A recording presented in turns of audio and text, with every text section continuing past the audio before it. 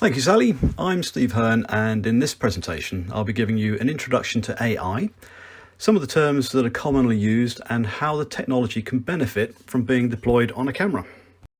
As you may know, AI can be used to classify an image. What is this a picture of? Is it a courgette or a cucumber or a zucchini if you prefer? AI can be used also to detect errors in an image. Is this material damaged somehow, or does it have another type of defect? In addition, it can be used to locate and classify objects. An example of this will be finding the items on a tray and automatically charging for everything that's been selected. But first, let me play a short video that explains the benefits of AI and how a solution can be easily configured using tools and hardware from IDS with our NXT Ocean offering. Apples are tested and sorted at this industrial facility. This is a good one. But the next one is far too small. For tasks with unique object characteristics, any industrial camera can be used. However, this requires a PC connection, an image processing software with predetermined rules, and a programmer like George, who codes and constantly maintains these rules. If you want to sort and pack several apple varieties at once, identify the degree of maturity and areas of damage, or if a sudden worm attack occurs, then the programming is complex, time-consuming, and thus expensive. At the same time, it can be so easy. The all-in-one inference camera solution from IDS contains all the components that are needed to create, train, and run a neural network. The AI core, which has been especially developed by IDS, enables inference tasks to be solved directly on the cameras. No special knowledge in image processing, camera programming, or deep learning is required. This makes getting started with AI-based image processing particularly easy, thanks to the web application IDS Next Lighthouse, with its intuitive operation. This makes it possible to classify apples in just a few steps. First, load sample images into the AI training software and determine which apples are good and which are bad, so the AI can learn from your knowledge. Then launch the fully automatic training of your neural network. Once the training process is completed, you will receive a notification. Now you just have to load the trained neural network into your camera. Your inference camera is ready and can immediately think and decide for itself. This enables machines to solve tasks that previously could not be realized at all, or only with great effort.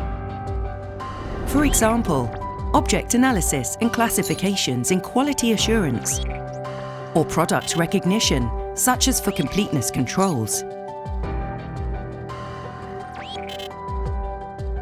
This makes your application simpler, more flexible, and more efficient. And this also helps to spare George's nerves, because he can now take care of other tasks.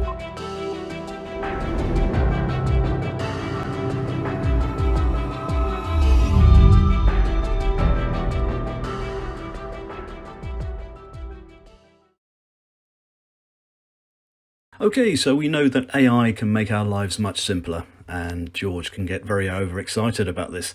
But let's now cover some of the common terms used and the differences between them. Firstly, classification. Classification in this instance establishes what the whole image is. And in this example, it's a sandwich, or an open sandwich to be more accurate.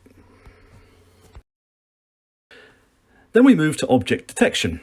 We've already trained our neural network to understand what a cucumber and a radish slice looks like, and once applied to the image we can find these objects and draw a bounding box around them. Each type of object is referred to as a class. Knowing how many items are in a scene can help us with quality control. Are there enough radish slices in the sandwich, for instance? Or, based on the fact that we know where the items are, we can pick them. Object segmentation goes one step further.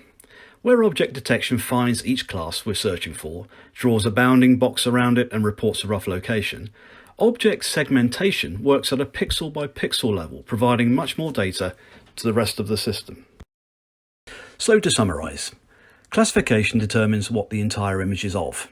Object detection finds specific classes within the image, And object segmentation does much the same, but to a much higher pixel level accuracy. Okay, we've established some reasons why AI is useful, but where else can it provide us with some benefits? With organic products, there can be a huge variation in their appearance. We can see that all of these images are of cucumbers, but they look very different due to their shape, their colour, and even the lighting that's been used when taking the image. Another example. These are all obviously peppers, but they look completely different depending on the angle of view. Again, there's also a massive difference in shape, but in this example, the colours also vary enormously. AI allows us to take all of these variations into consideration to produce accurate results. So we've produced our AI model, our algorithm. Now we want to use it on images to detect or classify the items or defects we're searching for. So why on earth would we want to put this on a camera? Bandwidth is a key issue and is a valuable resource. With Industry 4.0 and the Internet of Things placing sensors everywhere, all of these sensors are competing for bandwidth on the network. Let's come back to the pepper example to introduce other terms that you'll come across when discussing AI. The AI algorithm is built using a convolutional neural network, or CNN, using the IDS NXT Lighthouse service that was briefly explained in the video with George, the overexcitable George, at the start of this presentation. This is a type of neural network that is ideal to use on images. Once the CNN is loaded to the camera, it can examine each image that's presented to it and provide rapid results directly to another part of the system that needs to collate or react to the data being provided. Because we can determine the position of the pepper in the image using object detection, we can extract this part for further examination. At this stage, we can look for defects that we've trained and might want to grade the item to determine where it goes next in the process. Does this particular pepper go into packaging for supermarket or for animal feed? Bandwidth isn't the only challenge in machine vision applications. We also need to consider how and where vision sits within the whole system architecture. If processing is within the camera, commonly referred to as processing at the edge, we can potentially reduce the complexity and expense of the overall system. Here, in a traditional machine vision system, a passive camera provides images to a host PC that then carries out the image processing and passes on commands to the rest of the system. In a classic machine vision system, the host PC may need to be of a very high specification. There could be multiple cameras, all sending, for example, 5 megapixel images at 30 frames per second, and all need to be analysed. Taking the intelligence to the camera spreads the processing load and means that the host PC can potentially be removed or changed to a much lower specification to manage control or visualization. In a system with intelligence at the edge, the camera sends only results and perhaps a sample image to the host PC. However, potentially, the camera can provide control directly to other parts of the system, bypassing the host PC entirely. But if there is a PC within the system, results and an image can be reported there also. Let's discuss AI on the camera specifically, and the options there are to achieve this. IDS offers two routes to get CNNs to the camera, depending on the customer's knowledge and ability. The first and simplest option is to use the IDS NXT Lighthouse service, as we discussed earlier, to upload images, label them, and create the CNN which can be downloaded and saved to the camera. But for those users that have a higher level of knowledge and use other environments to generate CNN, such as TensorFlow or Keras, IDS provides a converter that takes the customer's CNN and translates it into a format that can be used on the camera. Now we have a camera loaded with a single or even multiple CNNs that we want to run. As we discussed before, the first task is to find the pepper using our detection CNN. This part of the image is extracted using the appropriate area of interest, AOI, and outputs an OK or perhaps not OK message to the next part of the process.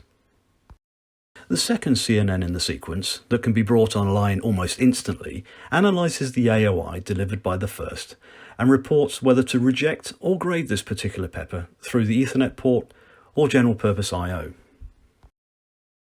Now let's have a very brief look at some applications where on-camera AI can be used. As mentioned earlier, self-cashier services are possible. This is something that we've been trialling at IDS. Automated picking of items, whether this is to fulfill an order or to load shelves. Rob will go through this in more detail in a later presentation.